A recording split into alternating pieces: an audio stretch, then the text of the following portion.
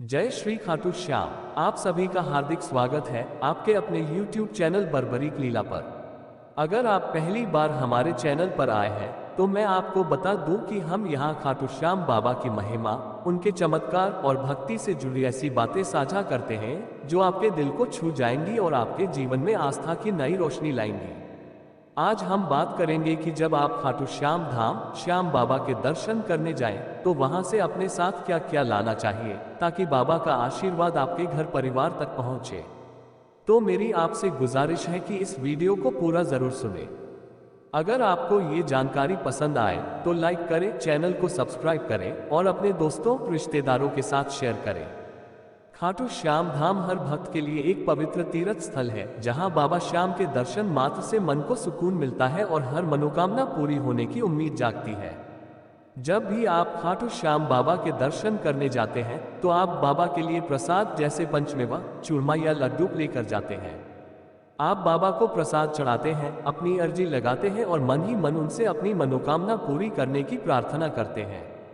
लेकिन क्या आप जानते हैं कि दर्शन के बाद जब आप अपने घर लौटते हैं तो बाबा का आशीर्वाद अपने साथ लाने के लिए कुछ खास चीजें खाटू धाम से जरूर लानी चाहिए। आज मैं आपको 5 ऐसी चीजों के बारे में बताऊंगी जो हर श्याम भक्त को अपने साथ लानी चाहिए। ये छोटी छोटी चीजें आपके घर में सुख, शांति और बाबा की कृपा लाएंगी। पहली चीज है बाबा श्याम का जल। खाटू धाम मंदिर में बाबा श्याम का अमावस्या पर स्नान कराया जाता है और उस जल को भक्तों को दिया जाता है।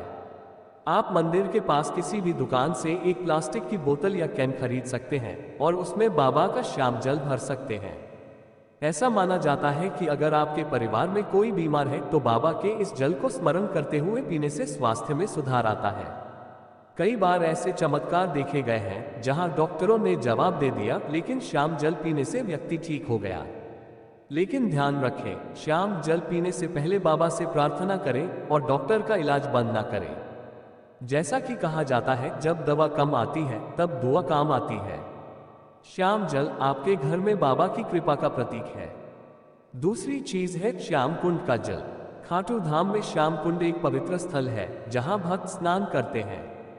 श्याम कुंड के जल को पीने के लिए नहीं बल्कि स्नान के लिए उपयोग किया जाता है। ऐसा माना जाता है कि इस जल से स्नान करने से चर्म रोग या त्वचा की समस्याएं ठीक हो सकती हैं। आप इस जल को एक छोटी बोतल में भरकर अपने घर ला सकते हैं और इसे स्नान के पानी में मिलाकर उपयोग कर सकते हैं। आप इसे अपने घर में छिड़क भी सकते हैं ताकि नकारात्मक ऊर्जा दूर हो। लेकिन याद रखें, श्याम कुंड का जल कभी न पिए क्योंकि यह सिर्फ स्नान के लिए ही है। तीसरी चीज है बाबा श्याम का निशान। खाटू धाम से बाबा का निशान यानी उनका झंडा जरूर लाएं। इस निशान को अपने घर की छत पर या ऐसी जगह लगाएं जहां इसका सम्मान हो। ऐसा माना जाता है कि जिस घर पर बाबा श्याम का निशान लहराता है वहां कभी कोई हानि नहीं होती, ना ही किसी की बुरी नजर लगती है। बाबा श्याम स्वयं निशान के रूप में आपके घर में विराजमान होते हैं। अगर आपको खाटू धाम से निशान मिल जाए तो इसे लाना ना भूलें। यह बाबा की असीम कृपा का प्रतीक है। चौथी चीज है मोरपंख। मोरपंख बाबा श्याम और भगवान श्री कृष्ण दोनों को अत्यंत प्रिय है।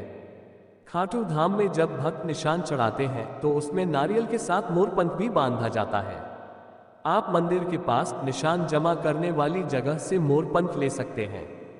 इसे अपने घर में रखने से सुख शांति बनी रहती है और नकारात्मक ऊर्जा दूर रहती है। मोरपंख को अपने पूजा स्थल पर या घर की किसी पवित्र जगह पर रखें और बाबा का स्मरण करें। पांचवी और आखिरी चीज है खाटू धाम की मिट्टी। खाटू धाम की मिट्टी बहुत पवित्र है क्योंकि यही वह मिट्टी है जहां से बाबा श्याम प्रकट हुए थे।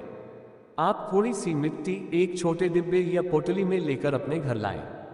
इस मिट्टी को अपने घर के तुलसी के गमले में डाल दें क्योंकि बाबा श्याम को तुलसी बहुत प्रिय है। ऐसा करने से आपके घर में बाबा की कृपा बनी रहेगी। लेकिन ध्यान रखें, बहुत सारी मिट्टी ना लाएं, बस थोड़ी सी मिट्टी ही काफी है। ये 5 चीजें बाबा श्याम का जल, श्याम कुंड का जल, बाबा का निशान, मोरपंख और खाटू धाम की मिट्टी हर श्याम भक्त के लिए बहुत महत्वपूर्ण है। अगर आपको इनमें से एक या 2 चीजें भी मिल जाए तो समझ लें कि बाबा की कृपा आप पर बरस रही है। लेकिन अगर आपको यह चीजें ना मिले तो निराश ना हो। खाटू धाम में बाबा के दर्शन करना ही अपने आप में बहुत बड़ा सौभाग्य है। अब मैं आपको एक कहानी सुनाती हूँ जो इन चीजों की महिमा और बाबा की कृपा को दर्शाएगी। ये कहानी है राजकुमार की, जो राजस्थान के एक छोटे से कस्बे में रहता था।